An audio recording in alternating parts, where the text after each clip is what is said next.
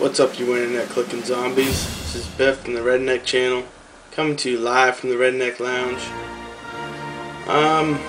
Yeah, this is my homework assignment for kiwited. I'm kind of gonna cheat because I guess this is kind of a video just to tell you stuff, but I'm on Wikipedia there, and I've been reading it, and I'm just gonna read through the highlights. It's my homework assignment about New Zealand. So I'm just gonna read you like some of the stuff that's kind of cool. New Zealand is an island country. It's right underneath off to the side of Australia, and there's two main land masses, and they call them the North Island and the South Island. They got an indigenous tribe, and that's kind of like us Americans, the Indians, the Native Americans. That's kind of how you can look at them.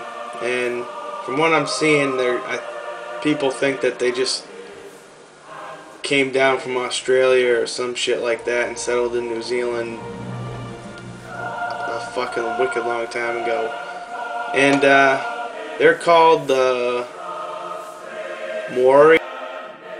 In their language, New Zealand's called the land of the long white cloud. Kind of sounds like a Gone with the Wind movie type thing. They got the Queen Elizabeth.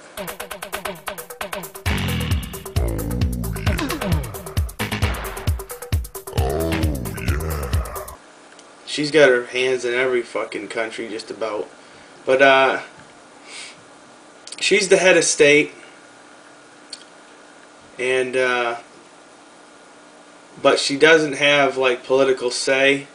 Well, they say that, but you know, if she says something it goes, because then they got they have something called the Democratic Parliament of New Zealand. And so they got head of government and a prime minister, pretty much calling all the shots. And I'm sure the Queen's in their ear and running stuff too, you know. So they got Queen Elizabeth II as their poster official there. Another thing about those Maori people, this was actually pretty badass. Apparently, back in the 1600s, Dutch explorers, Europeans, they went over to that country, New Zealand.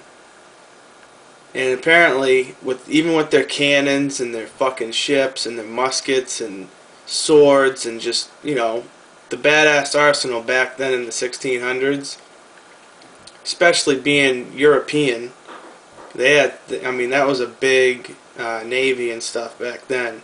That was a big deal. But apparently, those Maori people, with their primitive weapons, scared the shit right out of all those people, and then they fucking killed most of them, and the rest went running. And there wasn't another European settler and shit back on New Zealand for over 100 years. That's fucking crazy. I couldn't believe that. So I guess those Maori people are pretty badass tribesmen. Probably a little bit more badass than our Indians over here in America. Their White House or their government, like main building, whatever, Parliament, their Parliament, they got a nickname called the Beehive. It's called the Beehive. That's pretty funny. It's a pretty cool nickname. Another cool thing is New Zealand is trying, you know, they're considered a green place, you know, as far as power, and they're looking outtake of power consumption. This was cool. They had this they have a nuclear free zone thing written up, and of course us Americans, everything's got to be nuclear and big, but it's a nuclear free zone in their ports and on their island. And the U.S., you know, we had a treaty with them, you know, like you know, we'll help them out, you know, and all this stuff. But, you know, a lot of people's outtake on the U.S., you know, foreign people's outtake is, you know, whatever, fuck them, but help us and whatever. I don't know. But anyways, the fucking New Zealand said the Americans were trying to park a nuclear submarine in their port, and instead of writing the Nuclear Free Zone Act of New Zealand, to kind of allow that kind of stuff, because it's a military and it's America, trying to help out.